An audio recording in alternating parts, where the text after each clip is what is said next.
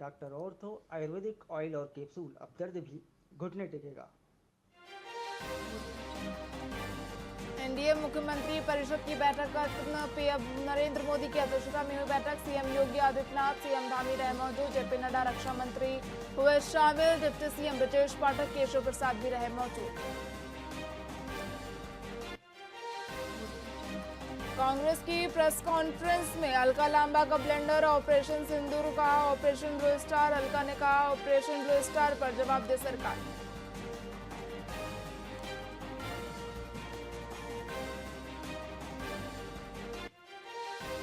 राष्ट्रीय जनता दल के प्रमुख लालू यादव ने लिया बड़ा फैसला। अपने बेटे तेज प्रताप यादव को आरजेडी से किया बाहर, साथ ही अपने परिवार से भी किया दूर।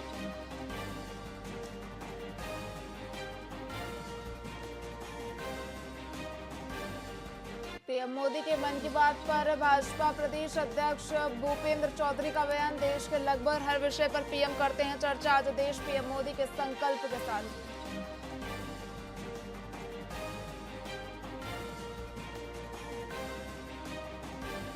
दिल्ली में 3 इंच बारिश, 82 किलोमीटर प्रति घंटा की रफ्तार से आंधी। 49 फ्लाइट ड्राइवर, 40 जगह पानी भरा। हिमाचल में बादल फटा, गाड़ियां बहीं, हाईवे बंद।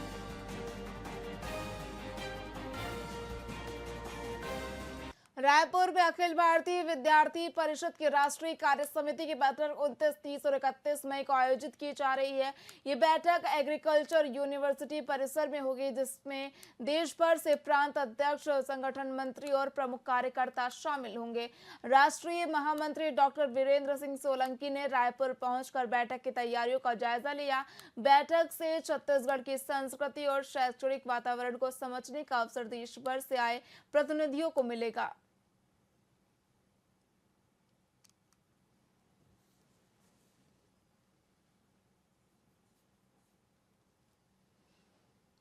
अखिल भारतीय विद्यार्थी परिषद की राष्ट्रीय कार्य समिति बैठक जो है हमारी 29, 30, 31 को रायपुर के जो एग्रीकल्चर यूनिवर्सिटी है उसके अंदर संपन्न होने वाली है।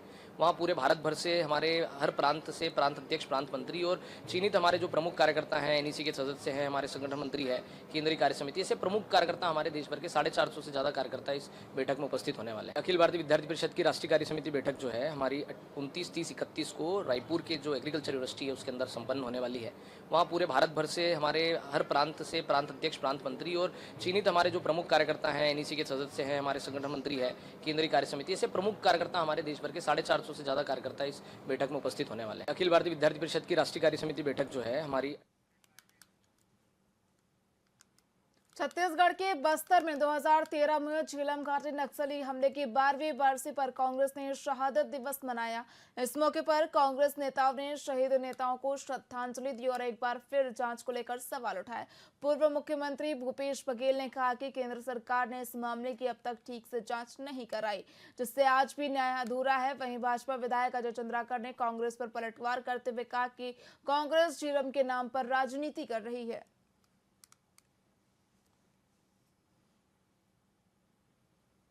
झीरम घाटी के में घटना घटे 12 साल हो गए और इसमें हमने अपने तत्कालीन प्रदेश अध्यक्ष नंद कुमार पटेल जी, बस्तर टाइगर महेंद्र कर्मा जी, केंद्रीय पूर्व मंत्री आदरणीय विद्याचरण शुक्ल जी, उदय मुदलियार जी सहित तमाम हमारे प्रथम पंक्ति के नेताओं को हमने खोया है।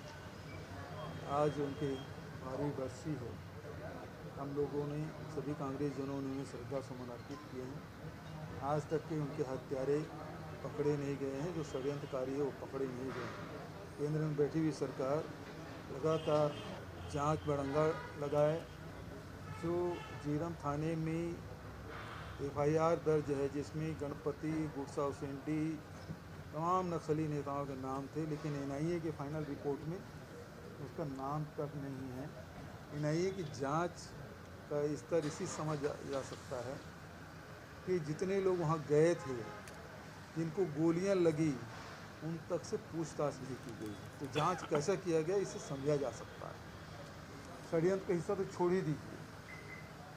जो गुरसा उसेंडी सरेंडर कर दिया था, जेल में बंद था आंध्र प्रदेश के, एनआईए कोर्ट के आदेश के बाद भी उसे पूछताछ नहीं की गई। उस दुखद घटना, दर्दनाक घटना जो लोग मारे गए थे उनके प्रति मैं श्रद्धांजलि व्यक्त करता हूं। और छत्तीसगढ़ सरकार तब से लेके अब तक झीरम में जो कर सकती है वो सब किया।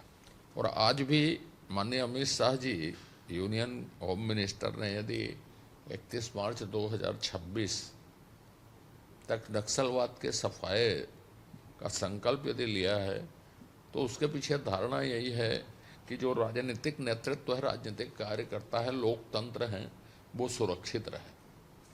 और जब उनके उन्मूलन की बात होगी तो निश्चित रूप से उसमें झीरम के दोषी भी शामिल हैं। और वो जो पीड़ित परिवार हैं, जो हमारे नेता हैं, उनको कांग्रेस तो न्याय दे नहीं सकी। उनके साथ इस नक्सल उन्मूलन अभियान में प्राकृतिक न्याय हो रहा है कि अब कोई देश के राजनीतिक नेतृत्व और कार्यकर्ताओं की ओर से आंख उठाकर देखने वाला आदमी भारत देश में नहीं रहेगा। अमित शाह जी आंतरिक सुरक्षा इतनी मजबूत कर देंगे। झीरम घाटी के नई दिल्ली में आयोजित नीति आयोग की 10वीं वर्किंग काउंसिल बैठक में छत्तीसगढ़ के मुख्यमंत्री विष्णुदेव साय ने प्रधानमंत्री नरेंद्र मोदी के सामने बस्तर के विकास का विजन प्रस्तुत किया। इस दौरान आत्मनिर्भरता और दीर्घकालिक विकास पर जोर दिया गया। इसके साथ ही मुख्यमंत्री ने 75 लाख करोड़ की अर्थव्यवस्था के लक्ष्य को प्राप्त करने के लिए ट्रिपल टी मॉडल की जानकारी दी, जो तकनीकी पारदर्शिता और सुदृढ़ीकरण पर केंद्रित है। प्रधानमंत्री मोदी ने बैठक में विकास की रफ्तार को बढ़ाने पर जोर दिया।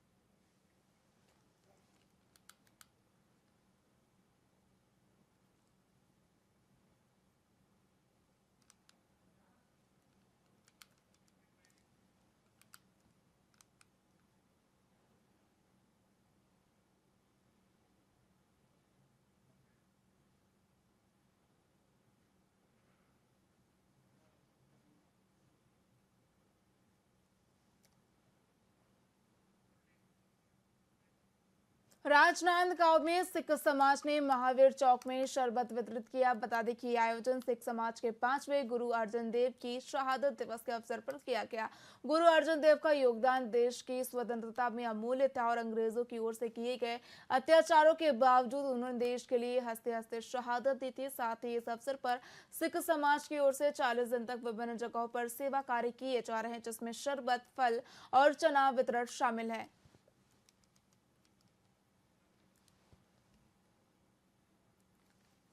ये आज हम लोग कच्ची लस्सी और छोलों का प्रसाद वितरण किए हैं।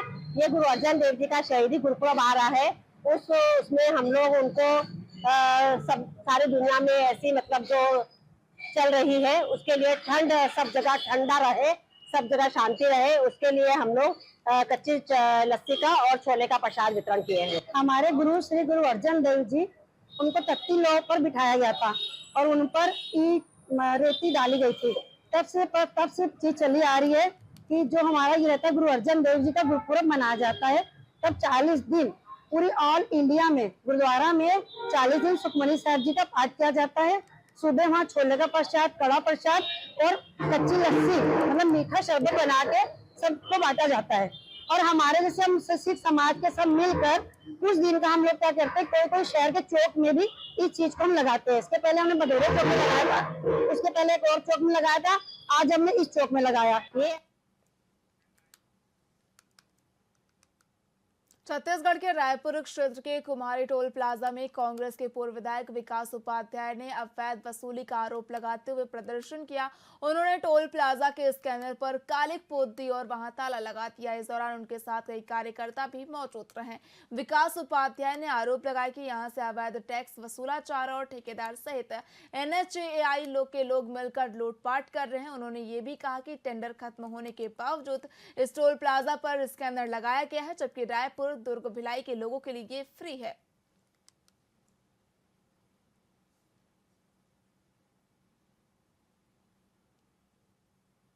लगातार कुम्हारी टोल प्लाजा से अवैध वसूली करने का काम ठेकेदार के द्वारा, NHAI के द्वारा और केंद्रीय सड़क विभाग के द्वारा लिया जा रहा है। इस कुम्हारी टोल की अवधि खत्म हो चुकी है, इसकी मेंटेनेंस की, इसके राख रखाव की अवधि खत्म हो चुकी है। उसके बावजूद हर साल इसका टेंडर किया जाता है। ना मेंटेनेंस हो रहा है, ना सड़क की कोई मेंटेनेंस हो रहा है, ना कुछ। और उसके साथ साथ में ये जो आखिरी लाइन ये रायपुर, भिलाई, दुर्ग के लोगों के लिए फ्री रखी गई है, क्योंकि टोल से लगी हुई सीटियों का नियम कानून में फ्री होता है। यहाँ बैरियर तो नहीं लगा है, लोगों को बेवकूफ बनाने के लिए बैरियर नहीं लगाया, लेकिन कैमरा लगाकर फास्ट ट्रैक के माध्यम से लोगों का पैसा लेने का काम ये भारतीय जनता पार्टी की डबल इंजन की सरकार में हो रहा है। लगातार कुम्हारी टोल प्लाजा। छत्तीसगढ़ के डिप्टी CM विजय शर्मा बाबा भोरमदेव मंदिर पहुंचे और विधि विधान से पूजा अर्चना कर भगवान महादेव का आशीर्वाद प्राप्त किया। इस अवसर पर उन्होंने प्रदेशवासियों की सुख, समृद्धि और शांति की कामना की। साथ ही उन्होंने कहा कि बाबा भोरमदेव मंदिर आस्था का केंद्र और यहाँ पावन ऊर्जा जनमानस को आध्यात्मिक बल प्रदान करती है। इस अवसर पर कई प्रमुख जनप्रतिनिधि, अधिकारी मौजूद रहे। महादेव ने निर्णय किया होगा और इसलिए भोरमदेव महाराज की इस भूमि पर स्वदेश दर्शन योजना के अंतर्गत केंद्र की सरकार से 140 करोड़ रुपए, जिसमें 123 करोड़ रुपए हाथ में आएंगे GST काटने के बाद। तो उस 123 करोड़ रुपए में क्या क्या किया जाना है, तो इस पुराने तालाब का पूर्ण सौंदर्यीकरण। भोरमदेव की बड़ी विशेषता ये है कि एक ऐसे चट्टान पर खड़ा है, इसमें नींव नहीं है अंदर। इतने बड़े 1000 साल पुराने मंदिर में नींव नहीं है। जी, अभी आज जो है अब सरोदा दादर भी जो है जाने का है, रानी देहरा भी जो है जाएंगे। एक बार देखने के बाद उस पर क्या हम मास्टर प्लान जो है वो टूरिज्म बोर्ड की तरफ से कर सकते हैं। मैंने पहले भी कहा है कि माननीय मुख्यमंत्री जी, माननीय प्रधानमंत्री जी का एक नया विजन के साथ छत्तीसगढ़ को देश की अग्रणी राज्य में जो है पर्यटक के रूप में हमको जो है स्थापित करना है। और पर्यटन जो है वो उसको उद्योग का दर्जा भी जो है वो माननीय प्रधानमंत्री जी के द्वारा दिया गया। तो निश्चित रूप से आने वाले समय में कवर्धा सहित पूरे प्रदेश में जो है वो टूरिज्म को बढ़ावा मिलेगा। महादेव ने बेमेतरा जिले के संबलपुर चौकी क्षेत्र से तेंदुआ गांव में 18 साल के देवराज वर्मा का शव मिला, जिससे इलाके में हड़कंप मच गया। पुलिस के मुताबिक आरोपी ने अभद्रता से मना करने पर देवराज पर धारदार हथियार से हमला किया, जिससे उसकी मौके पर ही मौत हो गई। घटना से गांव में दहशत का माहौल फैल गया। इस दौरान पुलिस ने शव को पोस्टमार्टम के लिए नवागढ़ स्वास्थ्य केंद्र भेजा और आरोपी की तलाश शुरू कर दी है। फिलहाल खबरों में इतना ही। देखते रहिए VIP न्यूज। नमस्कार।